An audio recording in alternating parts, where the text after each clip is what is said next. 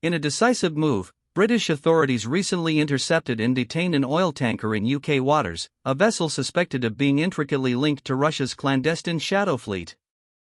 This action is not merely a routine maritime stop, it represents a significant escalation in the ongoing global campaign to enforce stringent sanctions against Moscow. For months, Western nations have grappled with Russia's sophisticated attempts to circumvent oil embargoes and price caps, largely through a shadowy network of aging ships and convoluted ownership structures. This detention brings the hidden battle against illicit oil trade sharply into the light, raising profound questions about the efficacy of international sanctions and the determined efforts to undermine them. Following its full-scale invasion of Ukraine, Russia faced an unprecedented wave of international sanctions, particularly targeting its lucrative oil and gas revenues. These measures, spearheaded by Western powers, aim to cripple Moscow's war machine by severely limiting its access to global markets and capital. However, crude oil remains Russia's primary financial lifeline, generating billions that fuel its military operations. To maintain this crucial income stream amidst tightening restrictions, Russia embarked on a deliberate strategy: the creation of a vast, opaque shipping network designed specifically to evade oversight. This became known globally as the Shadow Fleet, a critical component of Russia's economic resilience in wartime. The Shadow Fleet is a collective term for hundreds of oil tankers operating under obscured ownership, often registered in obscure jurisdictions and flying flags of convenience from nations with lax maritime oversight. These vessels are typically older, less insured, and often operate with questionable safety standards, posing environmental risks alongside their illicit trade. Their primary function is to transport Russian oil to buyers willing to circumvent Western price caps and embargoes, creating a parallel market that undermines the very purpose of the sanctions. Identifying and tracking these ships, whose legal and financial ties are deliberately tangled, presents an enormous challenge to maritime authorities worldwide. The detention of a vessel is only the first step; the true complexity lies in proving its direct link to sanctioned entities. The Shadow Fleet thrives on layers of corporate obfuscation.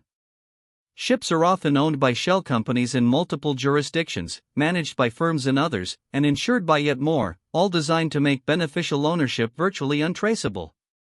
Investigating these ties requires extensive intelligence gathering, forensic accounting, and international cooperation, often involving multiple government agencies and private maritime intelligence firms. This intricate web of legal and financial maneuvers makes each successful detention a testament to persistent investigative efforts and a potent signal to those operating in the gray areas of global commerce.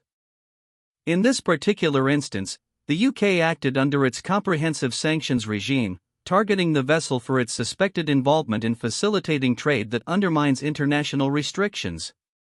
While specific details of the tanker and its direct links remain under investigation, the detention sends a clear message.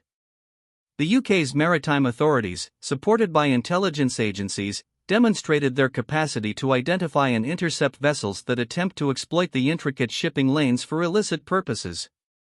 This operation underscores a proactive stance by Britain, moving beyond mere financial penalties to direct physical intervention against the infrastructure of the Shadow Fleet.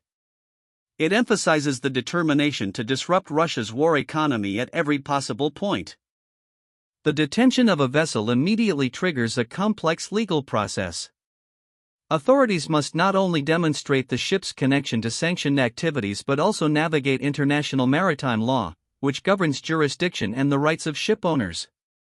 Such seizures can lead to prolonged legal battles, as owners and operators, often hidden behind layers of corporate veils, challenge the grounds for detention.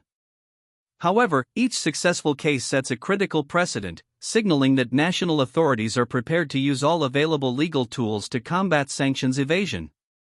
This particular British action could embolden other nations to adopt similar assertive tactics, pushing the Shadow Fleet further into the fringes and increasing the risks for its operators. This latest detention by the UK signifies a palpable intensification of the economic war against Russia. Sanctions are not static, they evolve, and so do the methods of evasion. As Russia becomes more adept at creating alternative supply chains and financial pathways, Western powers are equally compelled to develop more robust enforcement mechanisms. The physical seizure of assets like oil tankers adds a potent new dimension to these efforts, moving beyond financial blacklists to direct operational disruption.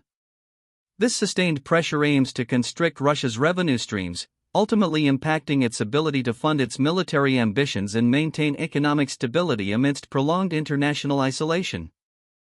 The future of Russia's shadow fleet, and indeed the broader landscape of sanctions enforcement, hinges on the continued resolve of international partners.